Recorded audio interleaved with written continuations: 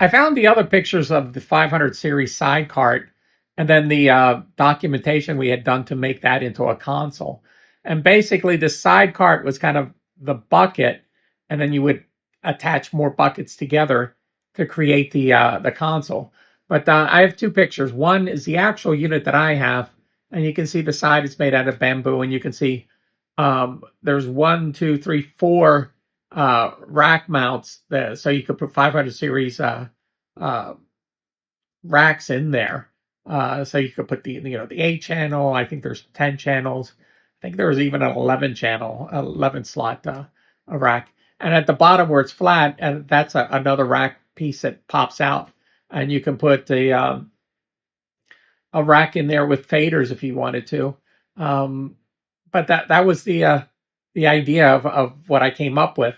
Now the other piece, as you can see, it says 500 series console, and it goes through what you can do. Up on the top, it says single bucket, and you can see that's the unit I have, and it gives you the dimensions.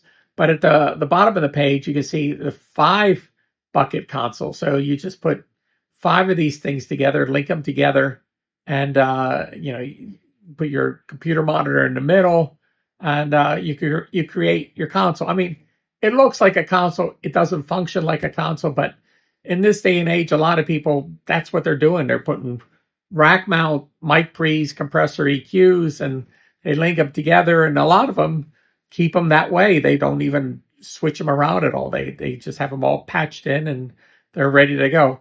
And then the bottom left, you can see this thing that Jim Mayer from Sterling was creating, is the short cart.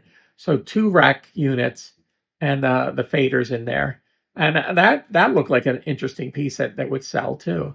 But I love the idea for the 5 bucket unit, and really, you get the dimensions. A good woodworker could do this.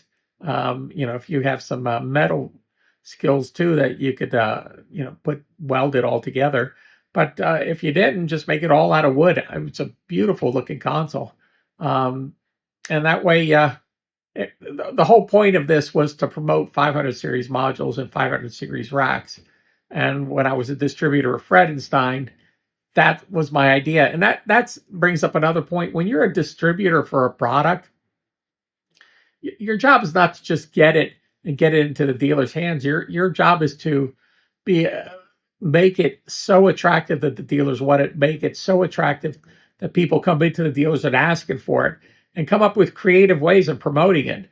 And I bought the name 500seriesmodules.com. I have a database up there. I mean, it needs to get updated, but it's there. I created that. I sat down with Sterling Modular, came up with this idea of how to do this to promote the 500 series modules. And it just, you have to kind of think outside the box. Somebody told me one time, I was talking to another distributor, and he says, to be a good distributor is if you're too good, if you sell way more product than they expected and you're doing a great job with it, the manufacturer usually takes it away from you because they go, well, what do we need you for? Because we'll sell it ourselves. Or if you do a really bad job and you don't sell anything, they'll take it away from you. So he was telling me, you got to be a mediocre distributor. So right in the middle. You're not selling too much, you're not selling too little, but you're keeping the manufacturer happy. And that's how you keep that relationship going. But I always would go in full force, seeing what I could get done to get things going. And I mean, this was when I was doing the 500 series stuff, and I'm still interested in that. It's always intriguing to me what they've come up with for 500 series modules. But when I was doing the Quested, and I was a distributor of Quested, my focus was getting speakers in people's hands so they could hear them. And I was coming up with a whole trade-in policy, whatever you had, trade it in. And basically what I was doing, sell the Questeds at cost, take whatever speakers someone was given to me and tell them, take list price and subtract cost, and that's what I'm giving you, which was a really good deal. And then I just have a pile of used speakers that I could, give them away or sell them on eBay cheap for somebody. But the point was get the speakers in people's hands. And once you get the momentum going and you get people asking about it, you make your money on the back end. And some of these manufacturers don't understand that because there's a lot of effort you have to do to get the product promoted. And they're just impatient and they want things done right now. I mean, this Fredenstein, I was involved with them, I think, 3 years, 4 years, something like that. And everybody was making money. The manufacturer was making money. The dealers were making money. The end user was happy with the product. I wasn't making any money because it costs way too much money to ship it all in from Taiwan. And I just had to resign the line. But I had all that momentum going and I just couldn't take it anymore. The amount of money it was costing. Resigned the line, and Fredenstein just found somebody that was connected to Sweetwater and got into Sweetwater immediately.